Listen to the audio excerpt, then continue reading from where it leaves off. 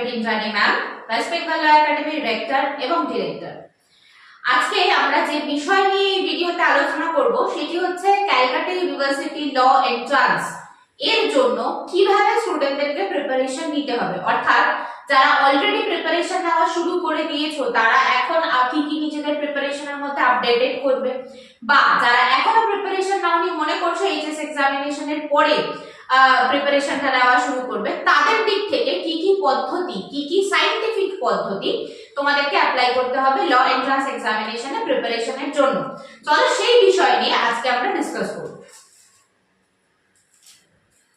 আচ্ছা, যে পদ্ধতিটির কথা বলছিলাম, সোজা কথায় যে সায়েন্টিফিক পদ্ধতির কথা বলছিলাম, যার মাধ্যমে ক্যালকাটা ইউনিভার্সিটি ল এন্ট্রান্স এক্সামিনেশনের প্রিপারেশন স্টুডেন্টসরা করতে পারে বা করা উচিত, সেটি হচ্ছে এই prism methodology to crack law entrance examination.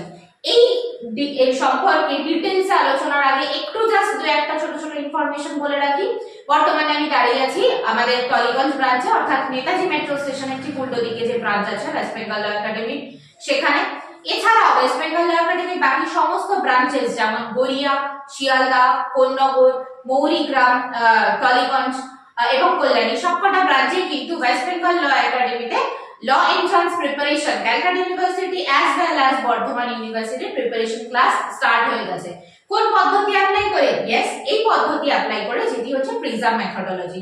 এই পদ্ধতির ইনভেন্টর আমরা নই এবং আমরা শুধুমাত্র ফলো করছি। এই পদ্ধতি মেইনলি ফলো করা হয়ে থাকে নিউজিল্যান্ডের বিভিন্ন ইউনিভার্সিটি।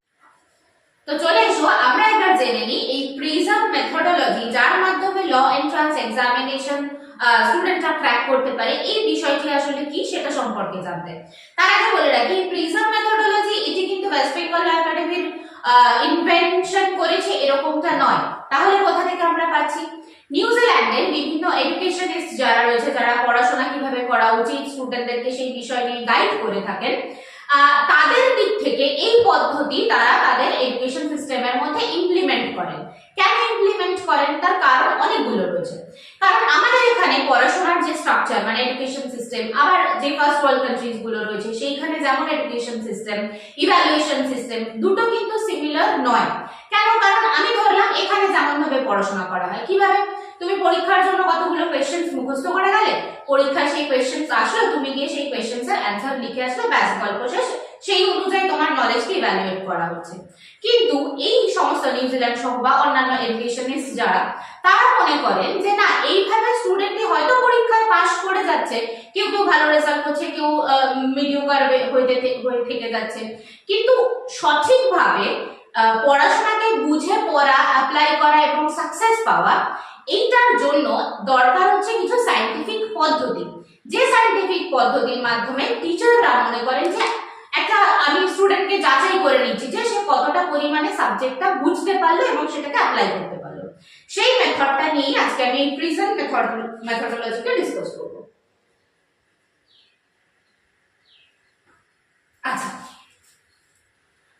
দেখতেই পাচ্ছ যে একটা প্রিজম অর্থাৎ ট্রায়াঙ্গুলার শেপে একটা স্ট্রাকচার করা হয়েছে, যে স্ট্রাকচারকে স্টুডেন্টরা অর্থাৎ যারা West Bengal law academy student তাদেরকে আমরা সাজেস্ট করে থাকি যে এই পদ্ধতি অনুযায়ী, এবং আমরা প্রিপেয়ার করে থাকি সেই স্টুডেন্টদেরকে যে এই পদ্ধতি অনুযায়ী তোমাদের প্রিপারেশন করা দরকার। কারণ সবসময় মনে রাখবে, যে কোনো কম্পিটিটিভ এক্সামিনেশনে খুব ভালো রেজাল্ট করার জন্য বা ভালোভাবে ক্র্যাক করার জন্য অবশ্যই যেটা দরকার সেটা হচ্ছে, ওখানে তুমি আনপ্রেডিক্টেবল কোয়েশ্চেন পাবে, অর্থাৎ এক্সাম হলে।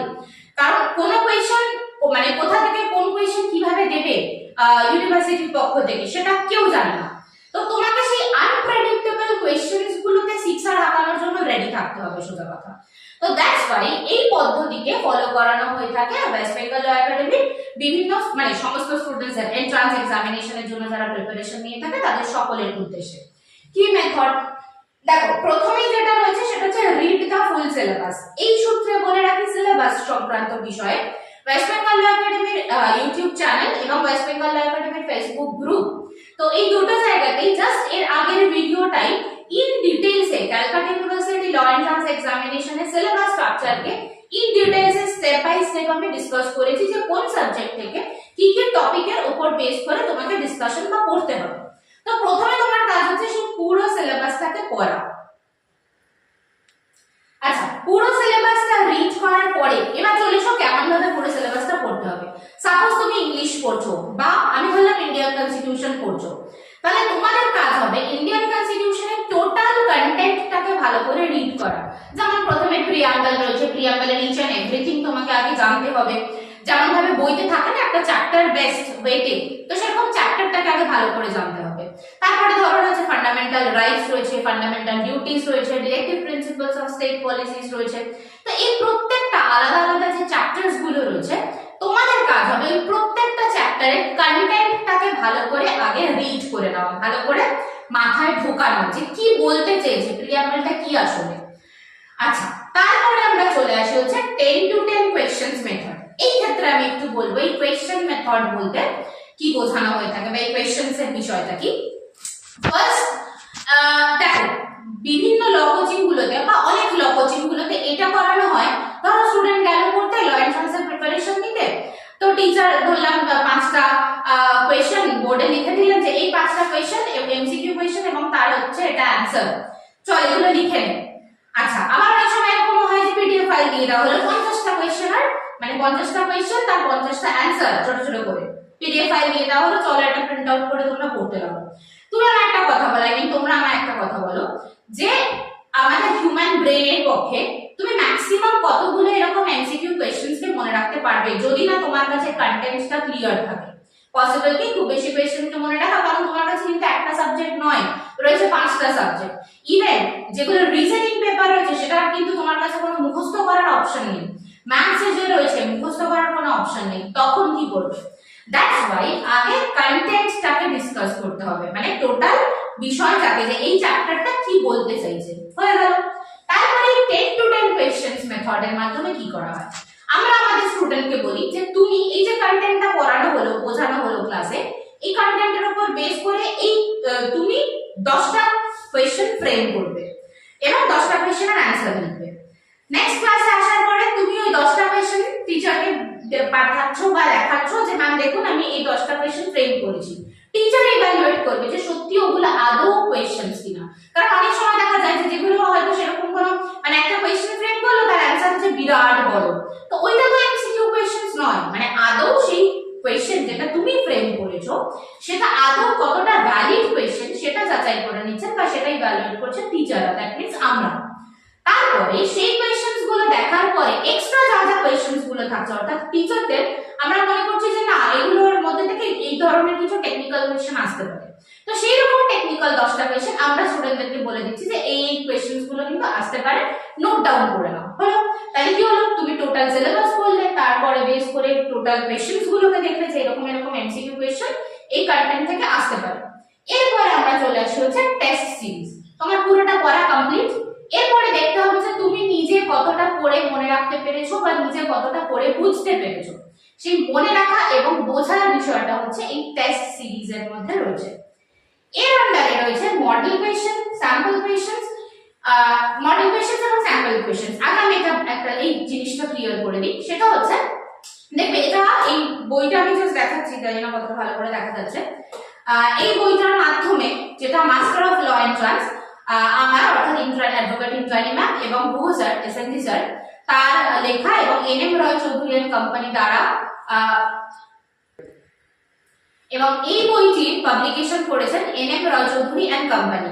এবং এই মাস্টার অফ ল এন্ট্রান্স এই বইটি আগের বছরে 4th এডিশন পাবলিশ হয়েছিল এবং সবথেকে বেশি বিক্রি হয়েছিল এই বইটি যারা Calcutta University law entrance and aspirants তারা তাদের ফেট এবং তারা তাদের সাকসেসের সিঁড়ি হিসাবে এই বইটিকে তারা ইউজ করে অনেকটা বেশি পরিমাণে তারা সাফল্য পেয়েছে, যার উদাহরণ আজকে আমার সঙ্গে রয়েছে, আমি একটু পরে তাকে ডেকে দিচ্ছি। যাই হোক, তো যেখানে আমি ছিলাম যে বিভিন্ন কোয়েশ্চেন প্যাটার্ন অর্থাৎ টেস্ট সিরিজের মধ্যে বিভিন্ন কোয়েশ্চেন প্যাটার্ন যেটা এই বইটাও কিন্তু একই রকম ভাবে ফলো করছে। অর্থাৎ প্রথমে রয়েছে ধরলাম স্যাম্পল কোয়েশ্চেন্স। স্যাম্পল কোয়েশ্চেন্স মানে কি, যে প্রিভিয়াস ইয়ারে অর্থাৎ ক্যালকাটা ইউনিভার্সিটি ল এন্ট্রান্স এক্সামিনেশনের কোয়েশ্চেন, প্রিভিয়াস ইয়ারের কোয়েশ্চেন ইন জেনারেল কিন্তু বাইরে আসে না, অর্থাৎ এক্সাম হয়ে যাওয়ার পরে ইউনিভার্সিটি সেই কোয়েশ্চেনটাকে নিয়ে নেয় স্টুডেন্টদের থেকে। কিন্তু একটাই এরকম বছর আছে যে বছরে এই প্রিভিয়াস ইয়ারের কোয়েশ্চেন্স স্টুডেন্টদের হাতে গিয়েছিল, সেটা হচ্ছে 2023 সাল। সো এই 2023 সালের প্রিভিয়াস ইয়ারের কোয়েশ্চেন along with তার অ্যানসার্স এই বইটার মধ্যে খুব স্পষ্টভাবে দিয়ে দেওয়া রয়েছে। এছাড়াও রয়েছে মডেল কোয়েশ্চেন্স, অর্থাৎ দেখো এই যে পুরো সিলেবাস তোমরা পড়ছো, কোয়েশ্চেন্স প্যাটার্ন গুলোকে নিজের মতো করে ফ্রেম করার চেষ্টা করছো, তারপরেও তো এক্সেস কিছু থেকে যায় যার জন্য কিছু এক্সপার্ট গাইডলাইনস এর দরকার পড়ে বা গাইডেন্স এর দরকার পড়ে। তো সেই সমস্ত যে কোয়েশ্চেন্স গুলো ইন জেনারেল ইউনিভার্সিটির এক্সামিনেশন এন্ট্রান্স এক্সামিনেশনে আসার কথা, তো সেই রকম কিছু মডেল কোয়েশ্চেন্সও কভার করছে এই বইটি, যেটি তোমরা ফলো করছো বা ফলো করবে। আচ্ছা, এই সবকিছুর পরে আরো একটা জিনিস যেটা খুব দরকার থাকে, সেটি হচ্ছে ভার্বাল এক্সপ্লানেশন। এই ভার্বাল এক্সপ্লানেশন জিনিসটা কি? ধরো তুমি সমস্ত কন্টেন্ট পড়লে, সেই কন্টেন্টের উপর বেস করে সমস্ত কোয়েশ্চেন্স গুলোকে খুব ভালো করে ফলো করলে, কিন্তু তারপরে অনেক সময় হয় গ্রুপ ডিসকাশনের মাধ্যমে দেখবে তোমার অনেক অজানা জিনিসও তোমার মাথায় ক্লিক করে, যে কই এটা তো আমি জানতাম না, বাকি আমার বন্ধুটা বলছে আমি তো জানতাম না, বা হয়তো ইনস্ট্যান্ট তোমার মাথায় আসে। তাই ওয়েস্ট বেঙ্গল ল একাডেমিতে করানো হয় এইরকম গ্রুপ ডিসকাশন, অর্থাৎ এই উপরের এই সমস্ত পদ্ধতিটা ফলো করার পরে লাস্ট যে স্টেজটা বেঁচে থাকে সেটা হচ্ছে এই ভার্বাল এক্সপ্লানেশন। অর্থাৎ ধরো অনেক সময় আমরা ইন জেনারেল মক টেস্ট নিয়ে থাকি, ধরো মান্থে 2টো করে বা 4টে করে মান্থে মক টেস্ট হচ্ছে, যা আমাদের সিলেবাস কভার হচ্ছে তার উপর বেস করে মক টেস্ট নেওয়া হচ্ছে। কিন্তু তারপরেও মুখে মুখে যখন স্টুডেন্টদেরকে জিজ্ঞেস করা হচ্ছে, সে কিন্তু অত ভাববার সময় পাচ্ছে না, ইনস্ট্যান্ট তার মাথায় যে বিষয়টা রয়েছে, যে অ্যান্সারটা রয়েছে, সেটাই সে আমাদেরকে প্রোভাইড করছে, এবং তার মাধ্যমে আমরা বুঝে নিচ্ছি যে না আমার স্টুডেন্ট কতটা ভালোভাবে প্রিপেয়ার হয়েছে বা কতটা আরো ভালোভাবে তাকে প্রিপেয়ার হতে হবে। তো এইটা হচ্ছে লাস্ট স্টেজ। তাহলে দেখো স্টেপ বাই স্টেপ এইগুলোকে যদি তোমরা ফলো করো বা ফলো করার চেষ্টা করো, তাহলে কিন্তু তোমাদের জন্য বিষয়টা অনেকটা বেশি এফেক্টিভ হবে ল এন্ট্রান্স প্রিপারেশনের ক্ষেত্রে। আজকে এবং আগেই বললাম এই টোটাল বিষয়টা বা মেথডটা, এটাকে আমরা এটাকে বলা হয় প্রিজম মেথড, এবং এই গোটা প্রিজম মেথডটাকে ইউজ করে কিন্তু এই মাস্টার অফ ল এন্ট্রান্স বইটি তোমাদের হাতের সামনেই রয়েছে, NM Roy Chowdhury and company, college স্ট্রিটের বিখ্যাত বইয়ের দোকান ল বুক সেন্টার। সেখানে গেলে তোমরা খুব ইজিলি পেয়ে যাবে, অনলাইনেও পেয়ে যাবে। অনলাইনে যদি নিতে যাও আমাদের সাথে যোগাযোগ করতে পারো, আমরা পাঠিয়ে দেবো তোমাদের কাছে। আচ্ছা, এবং এই বইটি ফলো করেছে যারা যারা, তাদের মধ্যে অনেকেই সাকসেস পেয়েছে, তাদের মধ্যে 4th র্যাঙ্ক করেছে Calcutta University law entrance examination 2024 Debika Maiti. এছাড়াও আরো অন্যান্য র্যাঙ্ক রয়েছে যাদের জাস্ট কয়েকজনের নাম আমি বলে দিচ্ছি, যেমন ক্যালকাটা ইউনিভার্সিটি ল এন্ট্রান্স এক্সামিনেশনের 80th র্যাঙ্ক করেছে, সেও West Bengal law academy student. Bardhaman University law entrance 3 years এর ল এন্ট্রান্স এক্সামিনেশনে 61st র্যাঙ্ক করেছে শ্রীপর্ণা, সেও West Bengal law academy student.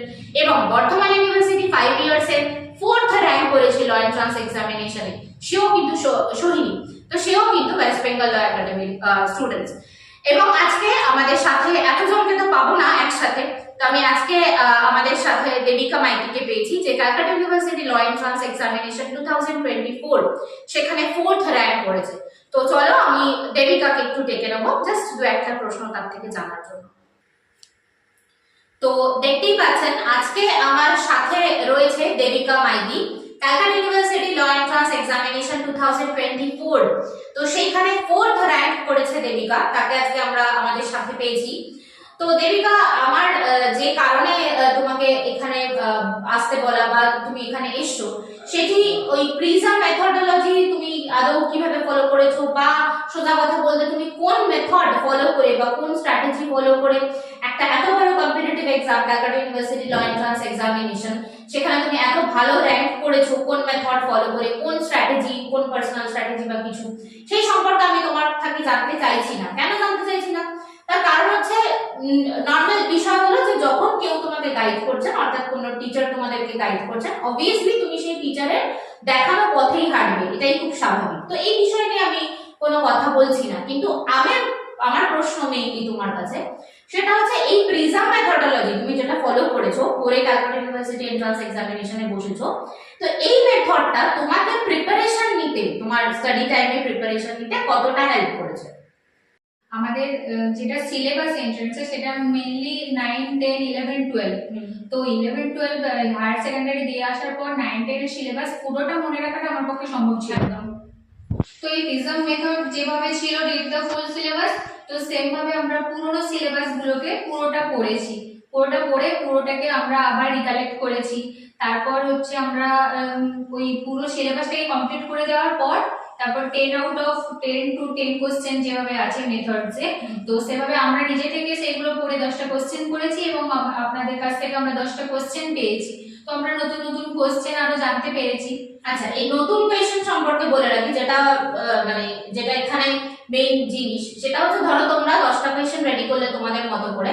এবার অবভিয়াসলি যদি তোমরাই পুরোটা পেরে যাও তাহলে তো এক্সপার্ট গাইডেন্স বা ধরো টিচারের কোনো দরকার থাকে না।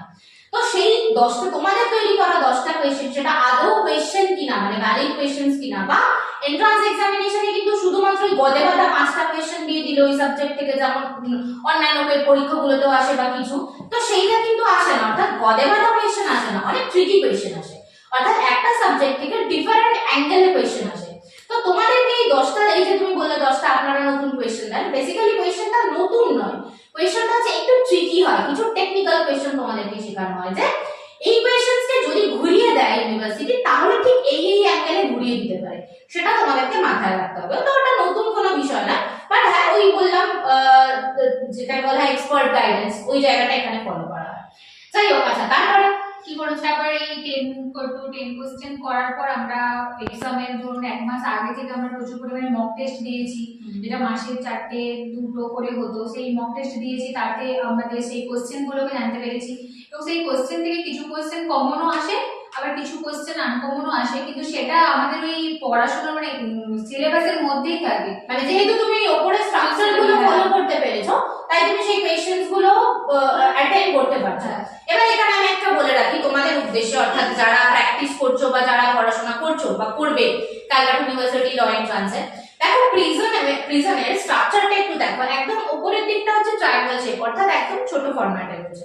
কেন? তার কারণ হচ্ছে যত নিচের দিকে যাওয়া যাচ্ছে তত ইলাবোরেটিভ হচ্ছে, অর্থাৎ তার ওয়াইডেডনেসটা মানে উইডথটা বাড়ছে, ব্রিথটা বাড়ছে বলা যায়।